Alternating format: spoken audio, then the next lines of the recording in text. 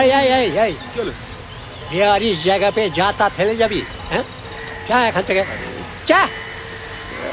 আরে নিতাই যে হ্যাঁ ঠাকুর মশাই। মাটি নিয়ে যাচ্ছ, এই মাটির কত গুণ বলো নিতাই। এতেই মা চিন্ময়ী রূপে গড়ে উঠবে।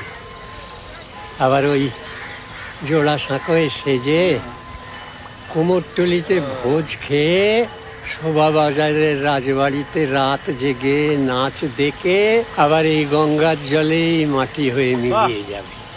আর লীলা বোঝাই। এই পাঁচকুড়ির ব্যাটা, হ্যাঁ, এই সুন্দর জায়গাটাকে ভাগাড় না বানালে শকুনের শান্তি হবে কেন? হ্যাঁ, যা এখান থেকে যা। ঠাকুরমশাই, পাকা বেজি একটা। হ্যাঁ বলছিলাম ঠাকুরমশাই, আপনি বললেন মা ভোগ খাবেন, সাজবেন, আপনি কোন মায়ের কথা বলছেন? আমাদের সবার মা দেবী দুর্গা। সবই তোমরা ভুলে মেরেছ দেখ। বলছি ঠাকুর মশাই, এসব গুলগপ্প দিয়ে নিজের ব্যবসাটা কতদিন চালাবে? হ্যাঁ রে হ্যাঁ, তোদের কাছে সবই গুলগপ্প। হ্যাঁ, আমার প্রপিতামহ ও বললে তা তুই বুঝবি না। আমার কি? বাবার বাবার বাবার বাবা কুমোরটুলির অভয়চরণ মিত্রের বাড়ির কুলপুরোহিত ছিলেন। সেই বাড়ির নৈবেদ্যতে কত মন চাল লাগতো শুনলে তো ভিড়মি খেয়ে যাবি রে আটকুড়ির বেটা।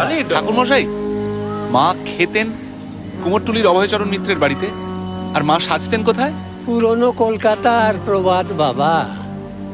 মা এসে গয়না পরেন জোড়া সাঁকর শিবকৃষ্ণ তাঁর বাড়িতে, ভোজন করেন কুমোরটুলির অভয়চরণ মিত্রের বাড়িতে, আর রাত জেগে নাচ দেখেন শোভাবাজারের রাজবাড়িতে।